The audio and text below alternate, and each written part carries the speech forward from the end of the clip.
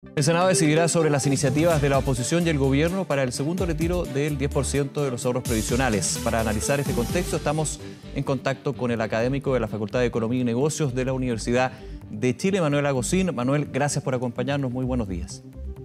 Buenos días, Nicolás. Muchas gracias a usted por invitarme.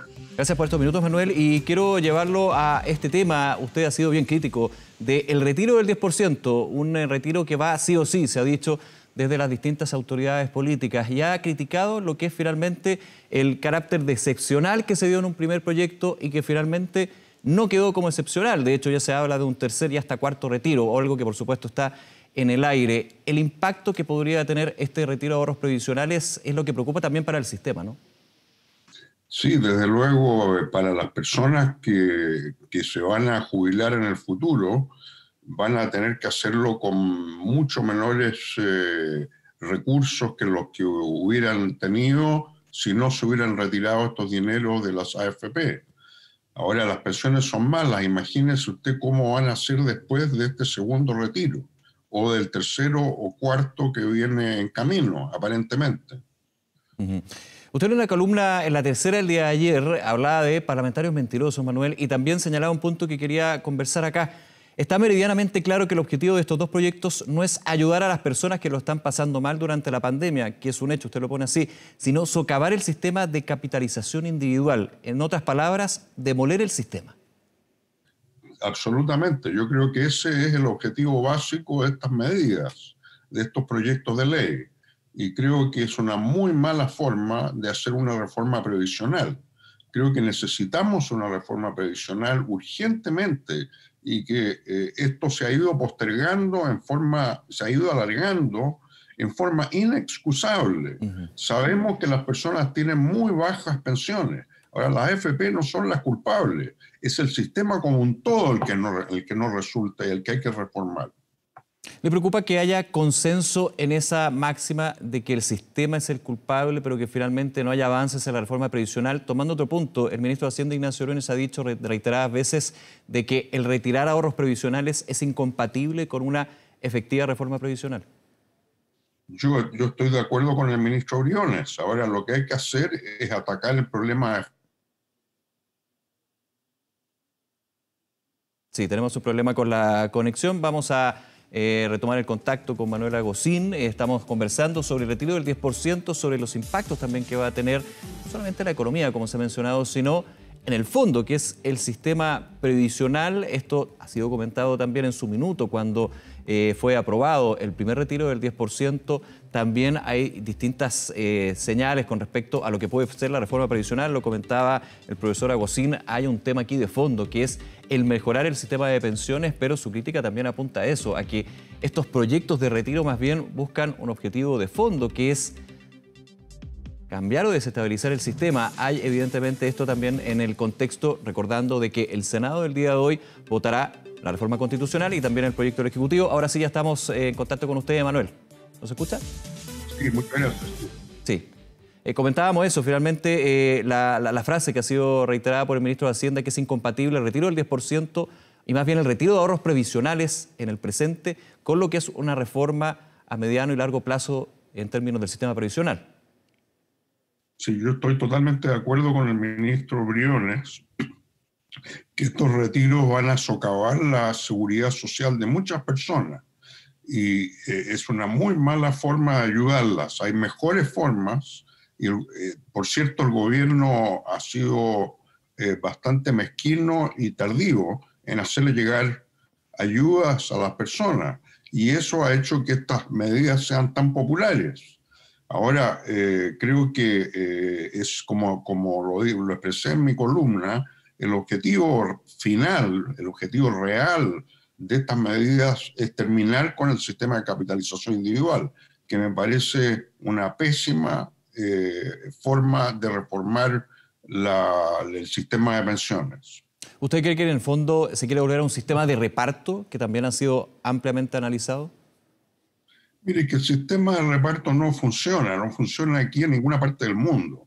Los países que tienen sistema de reparto están buscando por todos los medios cómo apuntalarlos y cómo agregar un elemento de capitalización individual para hacer su sistema más resiliente frente al envejecimiento de la población. Entonces, nosotros ir en el sentido contrario me parece un error garrafal y que la gente lo va a pagar muy caro.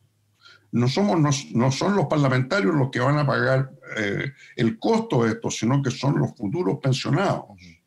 Los futuros pensionados, y en ese punto también el Estado, Manuel, que va a tener que recurrir a ayudar a esas personas que se quedaron sin fondos. Por supuesto, el Estado va a tener que cargar con la responsabilidad de pagarle pensiones a las personas que no tienen recursos para una pensión razonable con sus fondos en las AFP. En cómo ha ido evolucionando este debate, yo lo comentaba Manuel el día de hoy, se vota la reforma constitucional, se votaría también el proyecto del gobierno. ¿Qué le parece que el proyecto del Ejecutivo haya terminado en una condición bastante similar, por no decir igual, que la reforma aprobada en la Cámara de Diputadas y Diputados, con la diferencia que se establecería un hecho de la causa de que las mayores rentas tengan que pagar impuestos? Se ha dicho, no se está agregando un impuesto al retiro de las mayores rentas, sino que se está estableciendo lo que es la equidad tributaria que existe. Es lo mínimo que... Sí, vamos a volver con Manuel Agosín. Un punto también que se puede hacer. Ahí lo escuchaba Manuel, habíamos perdido el contacto. Por favor, sí. Sí, como decía, el retiro, si es tributable, arregla algunas cosas. O sea, es mejor que sea tributable a que no lo sea, porque ya los aportes recibieron una exención tributaria, recibieron un beneficio tributario importante. Entonces, recibir otro beneficio tributario es una muy mala cosa. Y además beneficias a las personas que tienen mayores ingresos, que son los que van a estar retirando.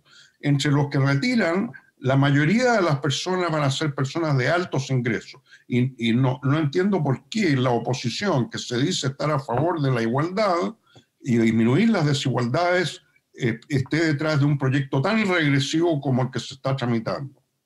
En ese punto, ¿usted ve más un cálculo político, Manuel, con su experiencia, que quedarse en lo técnico y finalmente entender de que van a haber personas que no van a tener recursos? Esto, por supuesto, poniendo en la ecuación un hecho de la causa. Hay familias que, producto de la pandemia, también de los efectos del estallido social, más que les viene bien, necesitan ese dinero hoy. Pero tomando eso en consideración, que es innegable, obviamente se genera un problema futuro.